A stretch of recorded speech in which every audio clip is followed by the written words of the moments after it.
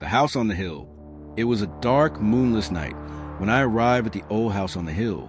It wasn't the first time I had heard stories about it, but curiosity, that force that always pushes us to do what we know we shouldn't, led me there. They said it was empty, that no one had lived there for decades. They said it was dangerous, that something strange happened inside. But I didn't believe those stories. Not until that night. The house loomed like a monstrous shadow atop the hill, its broken windows and crumbling walls bearing witness to an era that no longer existed. The wind howled fiercely, as if nature itself was trying to push us away from this place. But something inside me told me I had to enter. I couldn't resist the temptation. The door was ajar, as if inviting me in. I didn't hesitate for a second. I pushed the door open with force that seemed too easy for such a deteriorated place. The air was heavy, thick, as if the walls were trying to absorb everything around them. The wood creaked under my feet as I moved forward, and in the distance, I could hear a whisper. "Who's there?" I asked softly, but my own voice strangely echoed in the emptiness. The hallway seemed endless, dark, and each step I took felt more erratic, as if someone was guiding me, something I couldn't see. The paintings on the walls were covered in dust, and their faces had been erased by time.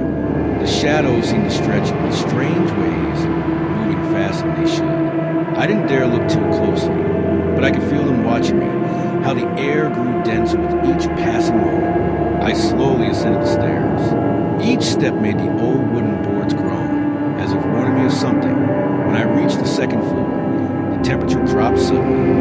A cold that pierced the bones enveloped me, and a shiver ran down my spine. I looked around, and all I could see were closed, dark doors that seemed to beckon me inside. But one in particular caught my attention more than the others. A door at the end of the hallway, where the shadows seemed thicker. An irrational impulse pushed me to approach. At first, I hesitated, but the door was ajar, as if it were waiting for me to enter. I took a deep breath and pushed the door open. The air was stale, rancid, and the feeling of being watched intensified. Inside the room, the darkness was total. The only light came from the moon, weakly filtering through a broken window. As I entered, my gaze fell on the figure lying in the farthest corner. A human figure, motionless, dressed in torn and dirty clothes, sitting in an old wooden chair.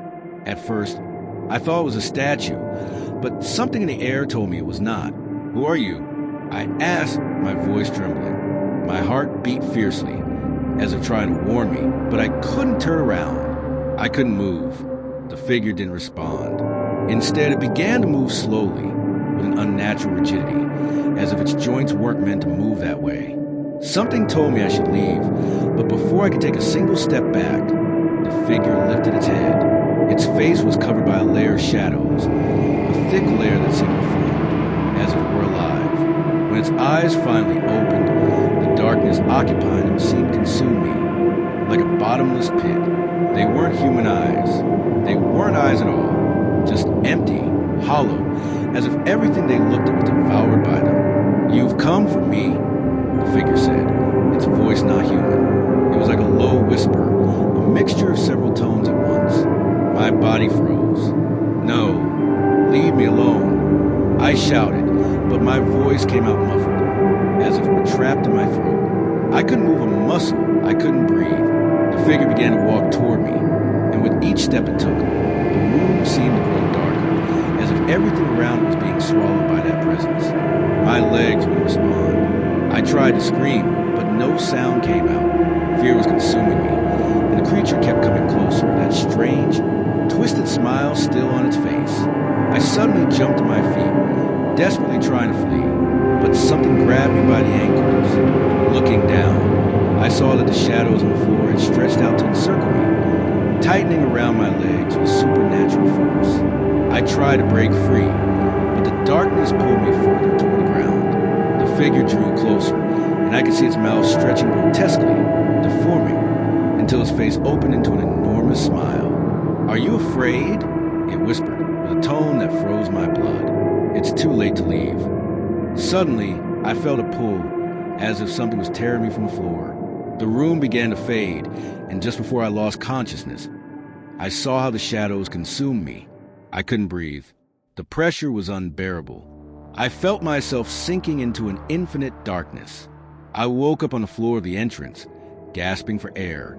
The house, now in complete silence, watched me as if it had been waiting for my return. The walls creaked as if they were laughing, and something deep inside me told me that, in that place, I had never really been alone. There was something that had followed me outside, something that didn't want to let me go.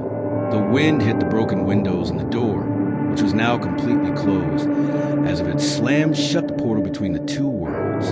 I felt a presence near me, behind me, a cold breath brushing my neck. I ran as fast as I could, not looking back, but I knew something was following me. I couldn't stop hearing the whispers, the echoes of that voice calling me, wanted to pull me back into the darkness. I never returned to that house, but I couldn't stop wondering, had I really escaped? Or had I simply allowed the house to claim me in some way, in another plane, in another time? I was never sure. But the only thing I know is that since that night, I can't shake the feeling that something is always watching me from shadows.